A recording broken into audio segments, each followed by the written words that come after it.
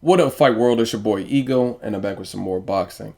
Now, people say boxing is dead, and my reply to that, shut the fuck up. No, I'm just playing. But just when you think that boxing can't get any better, they announce good fights like Canelo Lara, Miguel Cotto versus Sergio Martinez. Just a lot of good fights. They're talking about making a fight Sean Porter and Kell Brook, talking about making a fight with Marcos Maidana and Keith Thurman. Just great stuff. Hopefully they close the deal. And now add this to the list. They're talking about making a fight in August with Brandon Rios, who was suspended. I don't know if his suspension is up. So it'll be a comeback fight after his Pacquiao loss versus Diego Chavez. Now some of you guys might be like, that's not a good fight. Ego, that's a fucking good fight. And Diego Chavez, I hadn't seen much of him going into the Keith Thurman fight, but certain fighters, once you see them and you see their tenacity, durability, what they bring to the table given the competition, it makes you instant fans and an instant level of respect. That's what Diego Chavez got from me. He took Keith Thurman's best shots early and made Keith Thurman adapt. And Keith Thurman, that was a great fight. Diego Chavez versus Keith Thurman.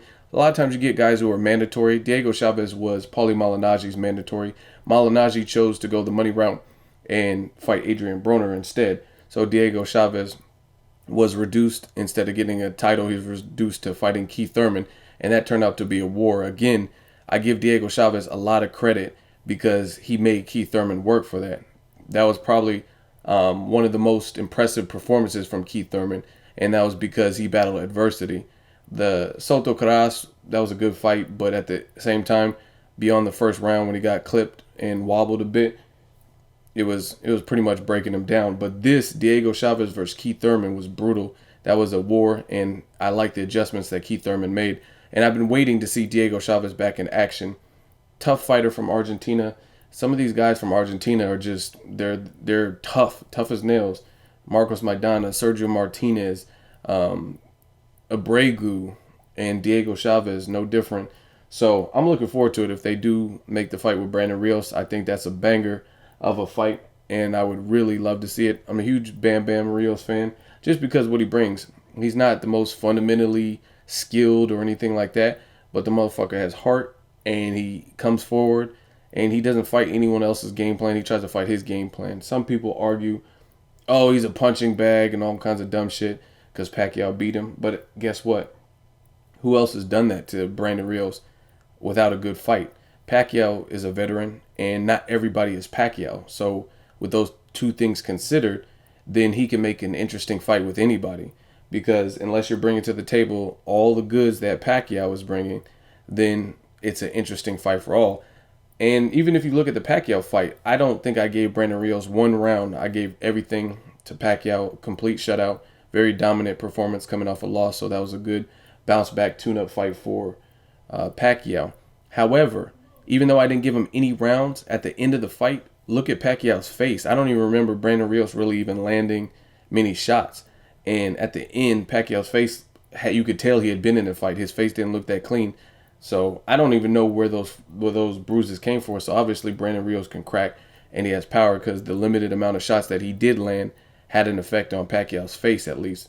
So I think it's a good fight. You got Diego Chavez. Some people would lean towards him because to me, he's a better boxer just in terms of fundamental skills from what I've seen and the limited amount of times that I have seen him.